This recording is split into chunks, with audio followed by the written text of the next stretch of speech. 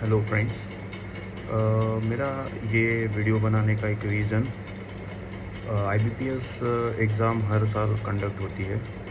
उसके बाद में जब सिलेक्शन लेटर्स आते हैं, उसके बाद बहुत लोगों को ये क्वेश्चन रहता है कि अभी आगे प्रोसेस क्या है, अभी आगे करना क्या है। तो उसके लिए गाइड करने के लिए मैं एक वीडियो बना रहा हूँ। रिक्रूटमेंट प्रोसेस कंप्लीट होने तक सबको आइडिया रहती है कि करना क्या है, प्रिपरेशन कैसे करनी है। उसमें से सेलेक्ट होके जो एस्पिरेंट्स बाहर आते हैं, उनको ये बहुत बड़ी तकलीफ़ हो जाती है कि आगे करना क्या है। तो उसी के लिए मैंने ये वीडियो बनाई है। सो बेसिकली जितने भी पब्लिक सेक्टर बैंक्स हैं वो आईबीपीएस के थ्रू रिक्रूटमेंट करते हैं, जिसका प्री मेंस देन इंटरव्यूज़ होता है। उसके बाद में सिलेक्शन होके फ़र्स्ट ऑफ ऑल जब सिलेक्शन रिज़ल्ट्स डिक्लेयर होते हैं, उसके बाद में बैंक्स, पर्टिकुलर बैंक कोई जैसे मान लो मेरी इंडियन बैंक है, तो इंडियन बैंक आपको provisional offer letters and all सब प्रोवाइड कराएगी। तो स्टार्ट करते हैं कि जब रिज़ल्ट लगे उसके तुरंत बाद क्या।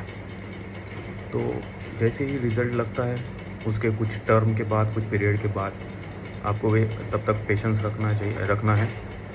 देन बैंक अपने करियर पेज पे, हर बैंक का एक करियर पेज रहता है जिसमें notifications regarding recruitment, then results, advertisements, then admit cards, ये सब आता है। तो उस करियर पेज पे जाना है। आप गूगल पे Indian bank career page search करोगे, आपको मिल जाएगा। Same for other banks. तो करियर पेज पे जाने के बाद आपको जो रिक्रूटमेंट प्रोसेस है, उसी रिक्रूटमेंट प्रोसेस में आपको रिज़ल्ट्स, एडमिट कार्ड, सब लिंक्स मिल जाएंगे। तो जैसे ही बैंक कुछ टर्म के बाद आपने जो वेट किया था, उसके बाद बैंक अपने सेलेक्टेड कैंडिडेट्स की लिस्ट जो आईबीपीएस ने उनको फॉरवर्ड की है, वो अपने करियर पेज पे डिस्प्ले करेगी। वो डिस्प्ले होने के बाद वो सिर्फ एक कंफर्मेशन है कि आपको अपना नाम चेक करना है उस लिस्ट में। तो बेसिकली उसके बाद में अगेन कुछ पीरियड के बाद बैंक अपना, आपने जो आईबीपीएस के रजिस्ट्रेशन में ईमेल आईडी दिया है, उसी ईमेल आईडी पे बैंक अपना प्रोविजनल ऑफ़र लेटर आपको भेजेगी। प्रोविजनल ऑफ़र लेटर बेसिकली ये है कि आपको बैंक का जो भी टर्म्स एंड कंडीशंस है, बैंक की जो टर्म्स एंड कंडीशंस है, वो आपको एक्सेप्ट करनी है। एक्सेप्ट यानी कि उसका प्रिंट आउट लीजिए, उसका टर्म्स एंड कंडीशंस के पेज पे सिग्नेचर के लिए जगह रहेगी, वहाँ पे साइन करिए। और जिस ईमेल आईडी से ये मेल आया है, जिसमें ये प्रोविजनल ऑफ़र लेटर दिया गया था, उसी पे आप रिवर्ट बैक में ये अटैचमेंट डाल के उसको रिटर्न भेज दीजिए। तो ये हुआ आपका बैंक में रिज़ल्ट के बाद पहला process. Terms and conditions provisional offer letter में एक्सेप्ट करके उनको भेज देना। इसके बाद में आपको जैसे कि जोन अलॉटमेंट एंड ऑल, ये सब प्रोसीजर चालू हो जाती है। उसके पहले डॉक्यूमेंट वेरिफिकेशन सबसे इम्पोर्टेंट पॉइंट।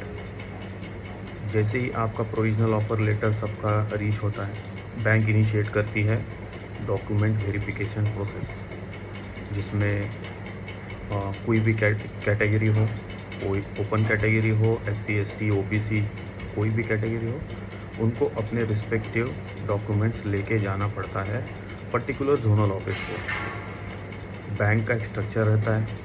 पहले सबसे आता है prime head office, corporate office. उसके बाद में उसके अंडर आते हैं field FGM office, field general manager office, FGMO. Then उसके अंडर आते हैं जोनल ऑफिसेस। ये जोनल ऑफिसेस जो रहते हैं, चंद ब्रांचेस रहती है, जैसे 50, 100, ऐसे depending upon the position of the bank. तो ये 50, 100 जो भी ब्रांचेस है, उसके लिए एक ऑफिस रहता है, उसको जोनल ऑफिस बोलते हैं। तो ये जोनल ऑफिस आपको डॉक्यूमेंट वेरिफिकेशन के लिए बुलाया जाएगा। ये सब बैंक की ओर से मेल आएगा आपको, उसमें डॉक्यूमेंट वेरिफिकेशन का जगह और टाइम बताया जाएगा। उसके बाद में आपको वहाँ पे अपने डॉक्यूमेंट्स लेके अलॉन्ग विथ आपने जो फॉर्म भेजा था, टर्म्स एंड कंडीशन साइन करके प्रोविजनल ऑफर लेटर, उसका एक प्रिंट आउट लेके जाइए। साथ में बैंक अकाउंट ओपन कर लीजिए। उसके बाद उसका पासबुक ड्यूली साइंड और चेकबुक, कैंसल्ड चेकबुक एनपीएस के लिए, और पासपोर्ट साइज़ फ़ोटोग्राफ्स।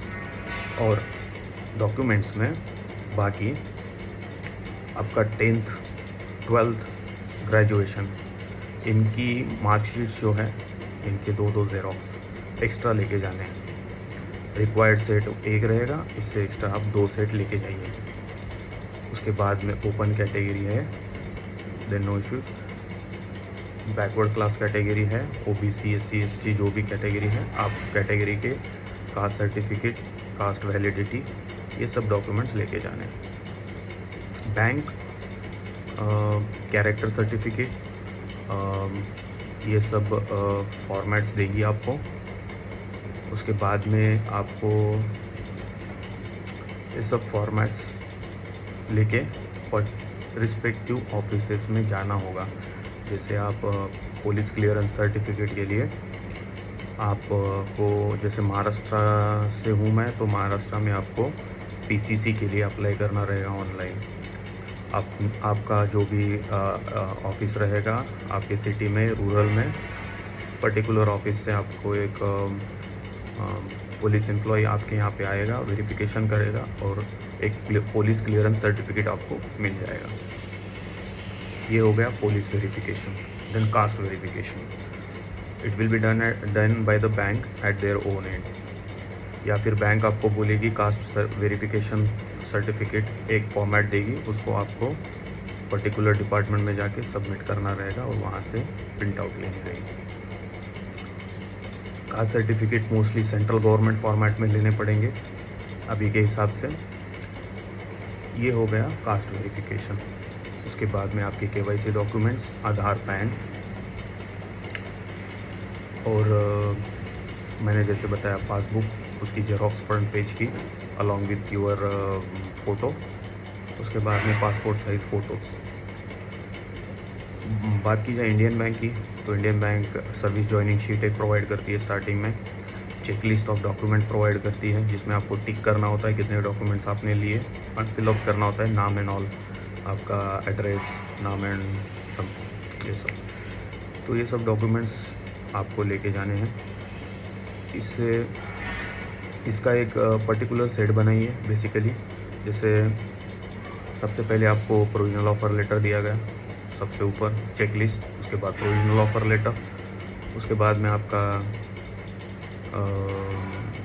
ग्रेजुएशन का सर्टिफिकेट, उसके बाद ग्रेजुएशन की मार्कशीट्स 8 सेमेस्टर से लेके बैक में फर्स्ट, देन 12th का मार्कशीट सर्टिफिकेट, 10th का marksheet certificate, then birth certificate. तो ये सब डॉक्यूमेंट्स लेके, और केवाईसी के डॉक्यूमेंट्स एंड, तो ये सब डॉक्यूमेंट लेके आपको जोनल ऑफिस जाना पड़ेगा, जहाँ बैंक ने आपको मेल में मेंशन किया है वहाँ जाना पड़ेगा। तो ये सब डॉक्यूमेंटेशन प्रोसेस आपको उस दिन हो जाएगी। उसके बाद में आपको वहाँ पे बैंक जोनल मैनेजर्स रहेंगे, डिप्टी जोनल मैनेजर्स रहेंगे, एडमिन डिपार्टमेंट रहेगा, वो आपको गाइड करेगा आगे क्या करना है, बैंक रिलेटेड इंफॉर्मेशन देगी। तो ये सब होने के बाद कुछ दिन आपको फिर वेट करना रहेगा। इसके बाद में डॉक्यूमेंट वेरिफिकेशन कंप्लीशन के बाद आपको आपके जोनल ऑफिस जहाँ पे आपका डॉक्यूमेंट वेरिफिकेशन हुए, वो कॉर्पोरेट ऑफिस को ये सब डेटा भेजेगी। उसके बाद कॉर्पोरेट ऑफिस पर्टिकुलर जोन्स में आपकी अलॉटमेंट कर देगी।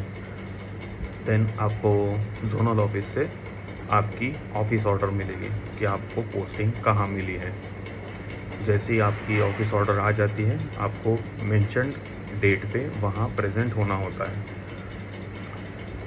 तो अभी आईबीए के गाइडलाइन के हिसाब से बैंक में न्यूली रिक्रूटेड प्रोबेशनरी ऑफिसर्स के 2 फेज़ रहते हैं। एक फर्स्ट मंथ की training, then first branch posting, then second उसके बाद में 1 महीना फिर से ट्रेनिंग रहेगी, उसके बाद में सेकंड ब्रांच पोस्टिंग, इसके बाद आप कंफर्म हो जाओगे। तो ये प्रॉपर प्रोसीजर है, इसमें आपको मॉनिटरिंग की जाएगी।